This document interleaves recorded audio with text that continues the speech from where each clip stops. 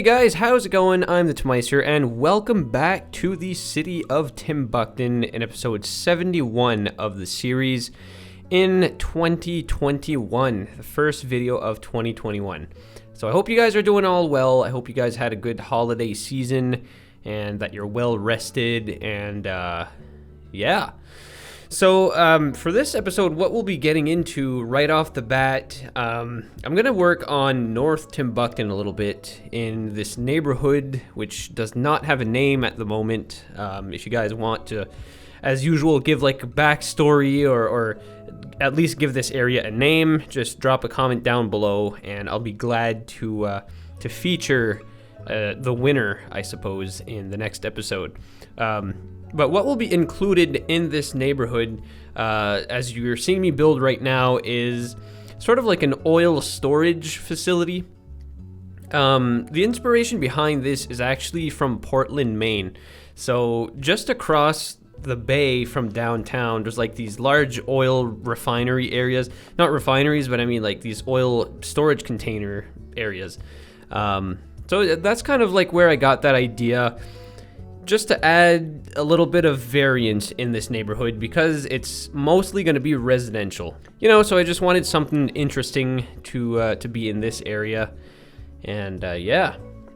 So this part of town is also going to be kind of transitional. So I've talked about that a couple of episodes before in other parts of suburban Timbukton. And this area is going to be quite similar. So by transitional, I mean it's going to go from like older style houses. There's going to be some like newer, you know, like modern houses mixed in. And then as we go more and more outside of the city, you know, that transition becomes into mostly newer housing. So a lot of that going on. However, this neighborhood is kind of cool. So I had to terraform it at the start of this episode, just because it was way too jagged and it was going to be way too difficult to work in. So I kind of just smoothed everything out.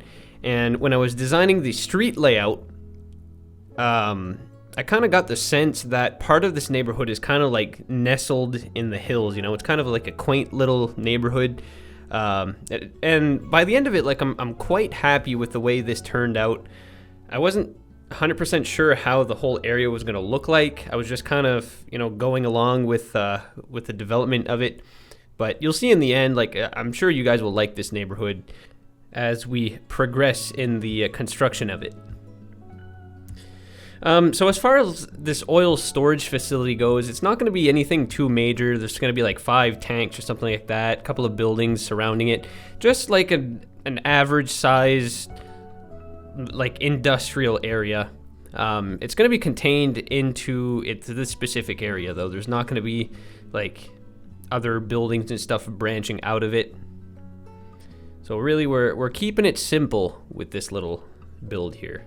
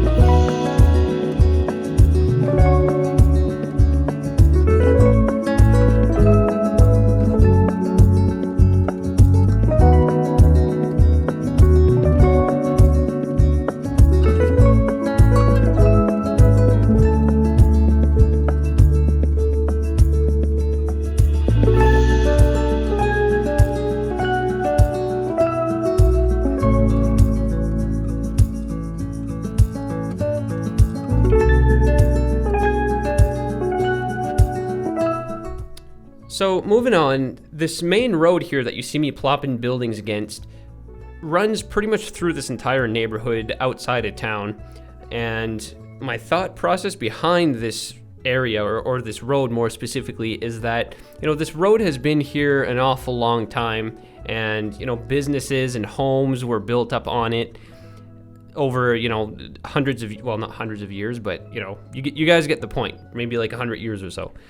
So this would have been like one of the main roads heading into Timbukton, so there's a lot of history around it.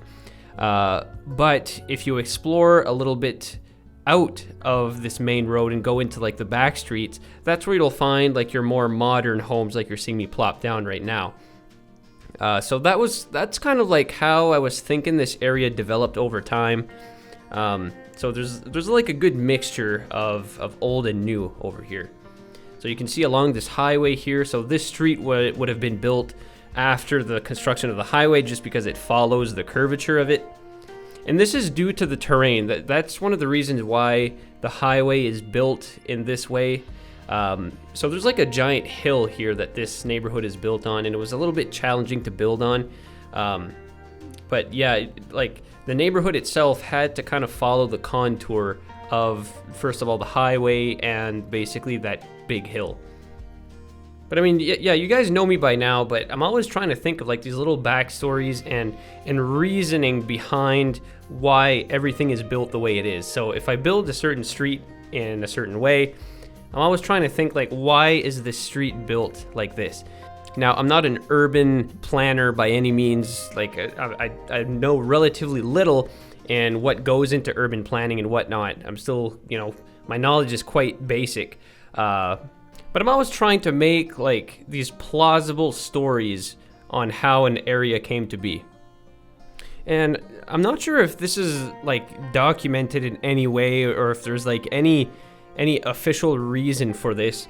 But as an example, see, my city, I live in New Brunswick, right, on the east coast of Canada, and it's an area of very little population. Our biggest city in the entire province is like 150,000 people, right? So there's literally no big cities around me. But what ends up happening that I noticed is you have all these weird situations of along main roads, you'll have these old, beautiful Victorian houses, but then branch off on a little side street, and then all of a sudden you're like in this, not brand new, but like this relatively new neighborhood. And it just keeps going on and on of like with new houses. And I think the reasoning for that must be that our cities develop so slowly and over time that a neighborhood may be built up over like 10, 20, 30 years. So you have like these stylistic changes within a very small area. So I don't know if this makes any sense, but take Toronto. Toronto's a huge city.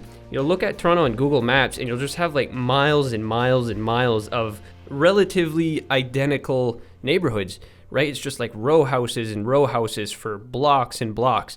But there's none of that in my city here. So it's kind of like a smooth transition from downtown, and then you have like your old houses and stuff around downtown, and then all of a sudden it's just boom, a mixture of old and new, and everything's kind of like all over the place. I don't know if I'm making sense, but I noticed that that's kind of unique to my area. And not only my city, but like along the entire east coast of Canada, that's kind of the case. I guess another good example is like Brooklyn in New York. You have like this entire huge area, which is probably already like 10 times the size of my city. And then all of a sudden it kind of fans out into neighborhoods as you go like farther into Long Island. But there's none of that in my city. Well, there kind of is, but not really. Everything's just kind of all over the place. It's interesting anyway. I find it so fun. I don't know about you guys, but I spend so much time just browsing Google Maps, and then, I'll start off like opening Google Maps to look at something specific, and then 10 minutes later, I'm like way the heck in the boonies of like Siberia or something, looking at little villages. I don't know, man. I just completely go off track, and and explore a lot on Google Maps. So it's a great way to travel, right? During COVID times, you can at least see parts of the world that, you don't get the chance to see at the moment. So anyway, back to the game here. I just placed down a high school, I believe it is, or it might be an elementary school, I'm not too sure, but it is a school nonetheless. And just on top of the hill, right in front of the school, it's like this church or this academy of some sorts. I really like that because it's kind of propped up on a hill, so you get like this obelisk or like, the tallest point of the building kind of gleams over this entire neighborhood. I think it's really nice. It gives the whole neighborhood character. So anyways, guys, I'm super excited. Like, we're 2021 now. And, well, I'm still in the process of building my PC. So it's been like 3 months since I've actually started the process of ordering parts. And even before that, I was like deciding what parts I was going to order and, what's new and what's good and whatever, because I was kind of out of the loop for a long while. But it's kind of fun to get back into the PC gaming, or I guess like the PC building niche. But it's taken a long time. Just some of you have probably heard about the shortages of computer parts. So of course, like with me building a new PC right now, I have to go for the latest and greatest. It's just the way it is, guys. I always got to get the latest and greatest. So just to quickly get you guys up to speed in case you don't know what's going on. So basically right now, computer parts are super hard to come by. Well, at least new parts that are like this generation or even last generation at this point. And the reason for that is because of COVID, everybody's working at home. Everybody has a little bit of extra income that is, not being used for anything else. So everybody's like, oh, I'm going to build a PC this year. And so that already creates a huge demand on all the factories and manufacturers and whatnot.